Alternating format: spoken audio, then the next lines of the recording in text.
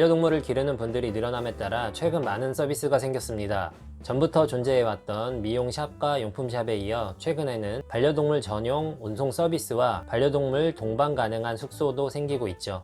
하지만 해외에 갈 일이 있거나 출장으로 인해 강아지, 고양이와 동반할 수 없는 상황이라면 어디를 찾아보시겠습니까? 바로 반려동물 호텔을 알아보시게 될 텐데요.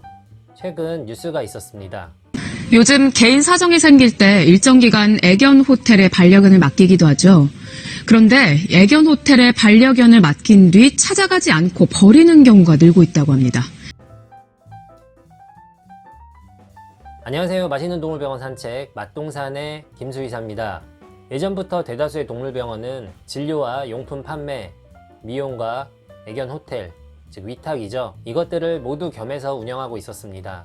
최근 관련 법안이 개정되고 위탁과 미용, 판매에 대한 부분이 강화되면서 제가 운영하는 것과 같은 작은 동물병원들은 일부 서비스를 더 이상 하지 않게 되었습니다. 저는 기존부터 판매업은 하지 않고 있었고요. 최근 법령 개정 시기에 맞춰 더 이상 위탁은 하지 않고 있습니다. 동물 호텔, 위탁업은 동물 미용과 더불어 동물병원에선 정말 계륵 같은 존재거든요. 해당 서비스로 병원 운영에 도움은 안 되는데, 즉 흔한 말로 사실 돈은 안 되는데 신경 써야 될 부분은 한두 가지가 아니고, 그렇다고 또 그냥 무작정 안 하자니 병원을 이용하시는 손님들께서 불편해 하시거나 해당 서비스가 가능한 다른 병원으로 옮기시는 일이 생기거든요. 그렇다 보니 해당 서비스를 무작정 모두 할 수도 없고 또 모두 안 할 수도 없는 상황이 발생하곤 합니다. 앞서 말씀드린 대로 제 병원은 호텔, 즉 위탁업을 하지 않고 있고요. 기존에 제가 근무했던 병원들은 규모가 크지 않은 병원임에도 불구하고 1년에 평균 5마리 정도가 버려졌던 것으로 기억합니다. 병원이란 특성상 수술을 하거나 입원을 한 후에 찾아가지 않는 경우도 있었지만, 사실 대부분의 경우는 미용을 하러 왔다가 찾아가지 않거나 단기간 위탁을 맡기고 나서 찾아가지 않는, 그렇게 버려지는 경우가 대부분이었습니다. 초반에는 점점 연락이 안 되거나 온갖 핑계를 대고 기간이 점점 길어지거나 하다가 마지막에는 연락 두절이 되고 아이는 버려지게 됩니다. 버려진 아이들이 아프거나 나이가 많을 거라고 생각하시기 쉬운데요. 실제로 버려지는 아이들은 대부분 어리고 건강한 아이들이었습니다. 이런 동물 유기를 한두 번 경험하고 나면 처음 오신 손님이 미용이나 위탁을 맡긴다고 하면 꺼려지게 되는 것이 사실입니다. 또한 긴장을 할 수밖에 없죠. 혹시 버리려는 것이 아닌지 하는 의심도 들고요. 가끔 그런 의심이 좀 강하고 이상한 느낌이 들어 정중하게 연락처를 재차 확인하고 죄송하지만 처음 오셨기 때문에 선결제를 받도록 하겠습니다 라고 이야기를 드리면 다른 핑계를 대거나 불쾌하다며 그냥 가시는 분들, 이런 분들은 거의 100% 버리러 왔다고 생각하시면 됩니다. 최근 뉴스에 오르내리며 이슈가 되기는 했지만 사실 이 문제는 예전부터 존재해왔던 문제입니다. 다만 그간 조용히 이런 일을 당하던 곳이 동물병원에서 이제는 동물병원과 애견 호텔 쪽으로 연결이 된 것 뿐이죠.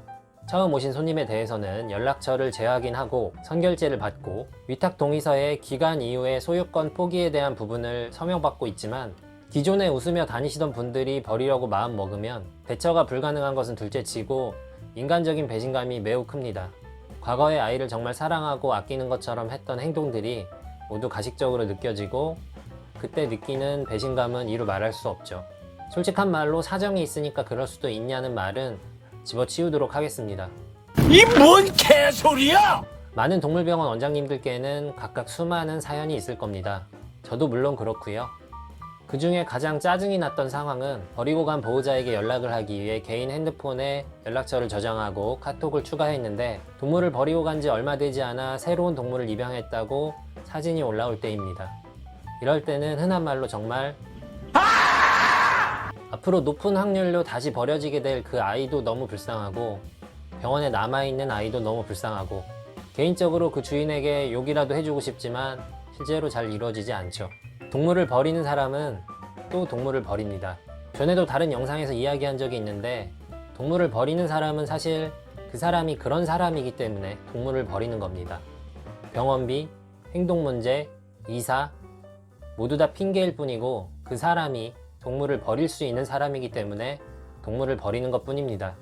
제가 글로 보고 눈으로 들었던 사연 중에 기가 막힌 사연들을 몇 가지 이야기해 드리자면, 첫 번째는 몇 달간 연락 두절인 채로 강아지를 찾아가지 않다가 원장님께서 강아지가 병원에서 사고로 다치게 되었다, 정말 죄송하다 라고 연락을 했더니 넋달같이 찾아와 강아지는 확인하지도 않고 강아지 얼굴은 보지도 않은 채로 어떻게 보상할 거냐고 따졌다고 하는 보호자가 있습니다.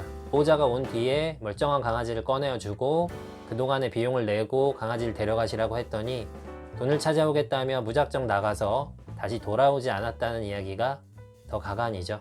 이건 너무한 거 아니냐고. 두 번째로 몇 년 넘게 찾아가지 않은 아이를 안타까운 마음에 잘 길러준 주변 지인에게 분양을 하였는데 갑자기 찾아와 자기 아이를 내놓으라며 행패 부렸다는 사건들도 있습니다. 그 아이 당신보다 훨씬 좋은 주인 만나 잘 살고 있지만 원한다고 하니 돌려는 주겠다.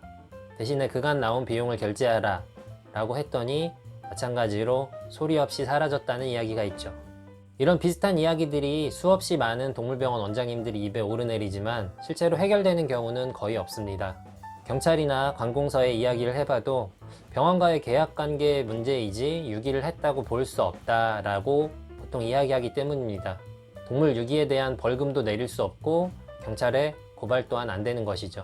그렇다면 유기된 그 아이들은 어떻게 될까요? 부침성 좋고 착한 운 좋은 아이들은 수의사 아빠를 둔 가족이 되거나 병원에서 먹고 자는 병원 강아지가 되는 경우도 있습니다.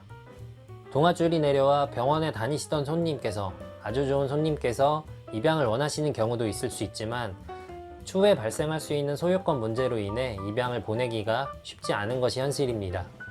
병원에서도 마찬가지로 소유권 문제로 골치가 아프지만 더 이상 아이를 데리고 있을 수 있는 상황이 아니라면 보호소로 보내게 되겠죠. 보호소로 보내면 어떻게 되는지 저희도 알고 있지만 모든 아이들을 저희가 봤다간 병원이 보호소가 돼버릴 테니까요.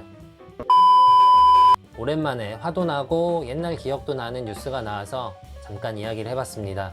현재 법적으로 이렇게 유기된 아이들을 처리할 수 있는 명확한 근거가 없습니다. 그런 사람들은 이런 문제를 악용하고 있고 그로 인해 이런 문제가 발생한 보호자에 대한 처벌도 불가능합니다. 소유권 문제가 발생할 수 있기 때문에 입양을 보내는 것도 쉽지 않죠. 이런 동물만도 못한 인간들이 모두 사라져야지만 이 문제가 해결되겠지만 사실 기대할 수 없는 부분입니다.